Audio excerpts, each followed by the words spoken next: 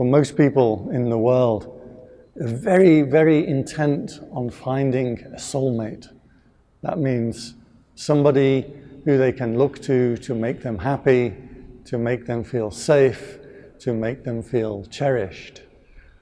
When you see the TV movies, when you see things, stories on TV and in books, what you find is people are always seeking that special somebody to make them happy, to make them feel loved and wanted.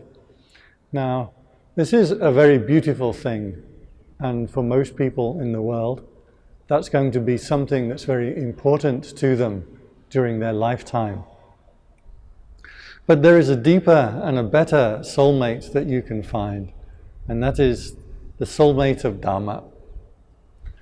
If you know Dhamma, then you always have your best friend with you.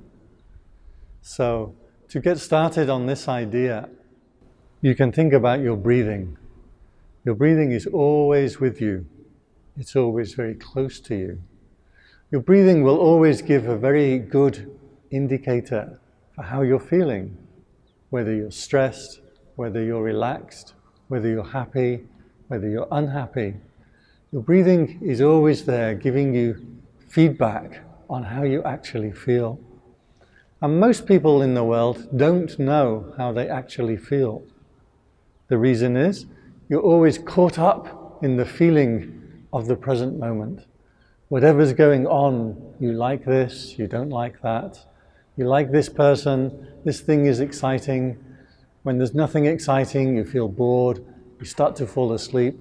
This means that your consciousness, your awareness is always outside in the world with the people and with the things around you. But when your attention comes back to the breathing is always there with you. It's very gentle. It's not exciting. It's not boring. If you can train yourself to be able to sit with your breathing, then you will have found the soulmate in Dhamma. I want you to think about the cats and the dogs and the birds, even the cows. All these animals are able to just sit and breathe and be with themselves. They don't need the internet, they don't need Wi-Fi. The cow doesn't need a boyfriend, the dog doesn't need a girlfriend. The animals are able to just sit and be with themselves and breathe. And this is what we should be able to do as human beings. Instead, most of us, even adults, even children, even babies, we're more like a crazy monkey, always looking around for something exciting to do, something interesting to do, something to attract our attention. We're looking for entertainment the whole time. So for anyone who comes and sits to do meditation, when you look inside your mind, the first thing that you find is your mind is jumping around like a crazy monkey. Did you know this is actually your experience of yourself the whole time? It's not that your mind jumps around like a monkey just because you are doing meditation. No, this is the way your mind is the whole time.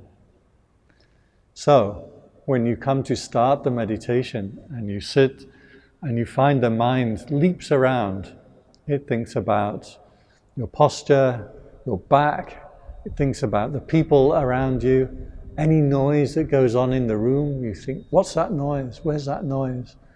Even the ticking of the clock can start to grab your attention. Or you start to think about the past or the future. Think about something somebody said to you once. You think about your family or your friends, how this happened, how that happened. I should have done this, I should have done that, I could have done something else. Or you think about the future, this is what I want. And usually when you think about the future, you are thinking about the things that you want to get. You want to eat this kind of food tonight for dinner. You want to be with that particular person. You want to see the latest movie. You want to own something, buy something, have something. Your mind is running away into the future. Anything but stop still and be with yourself and just be able to breathe. Well, I tell you, this becomes a habit. Always looking for some kind of entertainment, some kind of stimulation in the world around you becomes a habit. And if you do this habit while you are young, as you get older, the habit becomes harder and harder to break. Then what happens as adults, you find that the mind is running around like crazy. People come to do meditation and they say, oh, my mind just won't stop still. What do you expect? This is the way that you've trained your mind since you were very young, to always be absorbed in some kind of thinking, some kind of wanting, some kind of liking and disliking. So the mind will carry on in exactly the way that you have trained it. It's not going to change just because you come to a temple or because you sit and decide to do meditation. No. The mind is just a machine of habit. That means it carries on exactly the way you trained it to do ever since you were young. So we want to ask the question, what is the best way to be training the mind?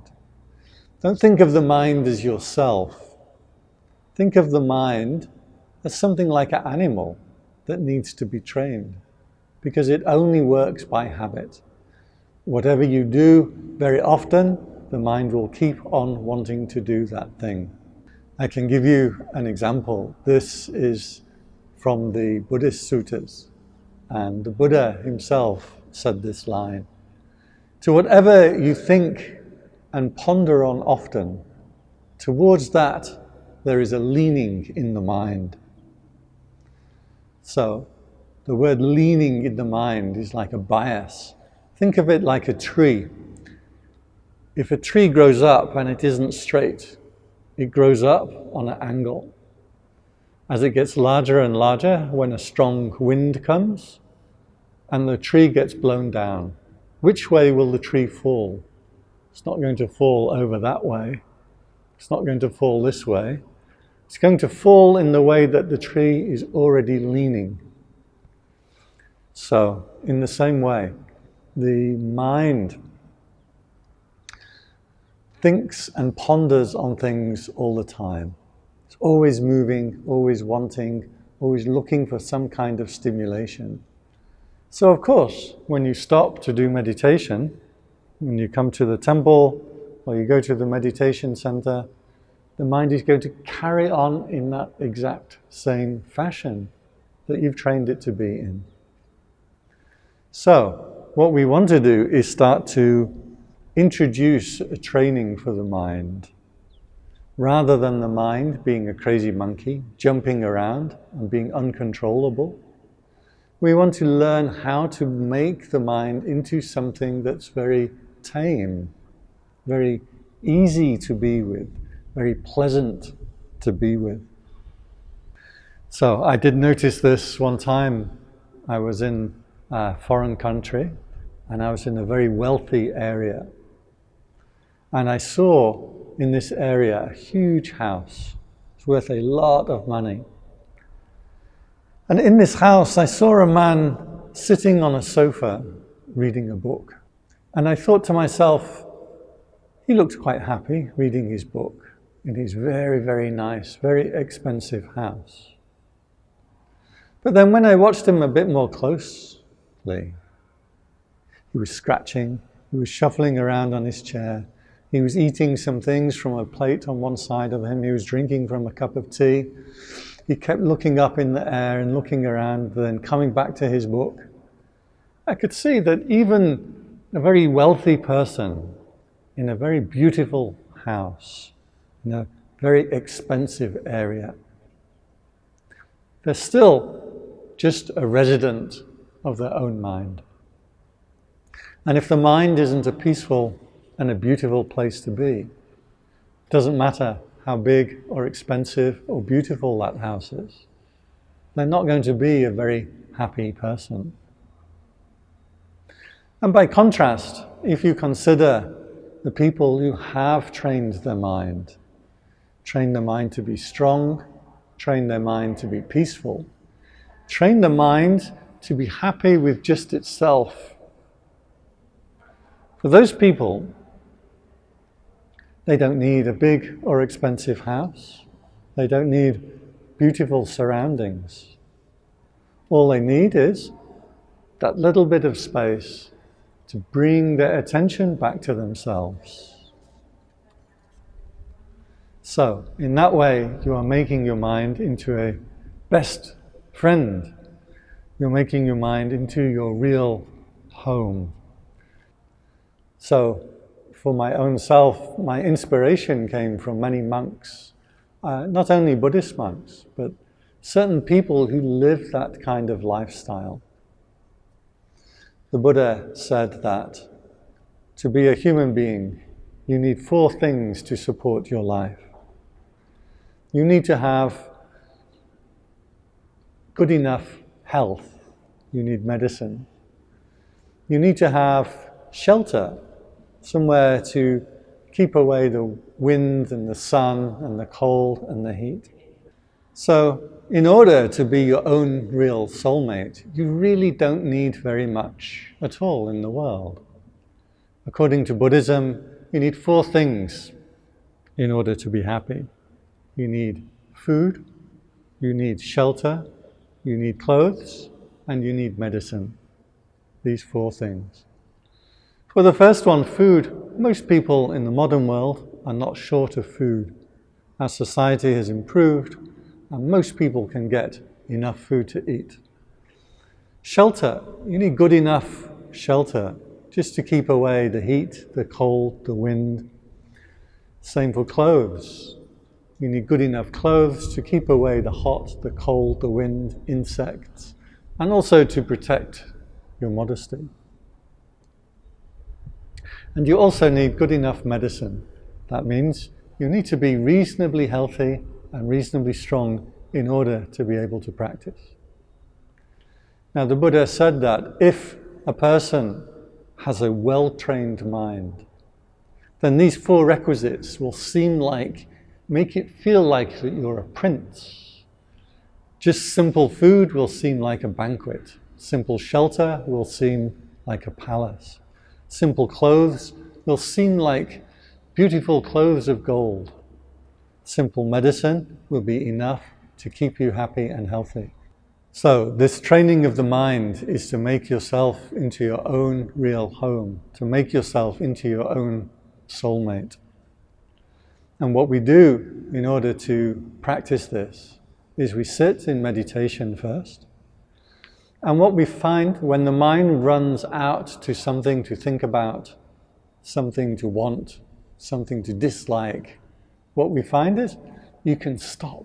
You can get hold of the mind and bring it back to your own attention, bring it back to your own breathing.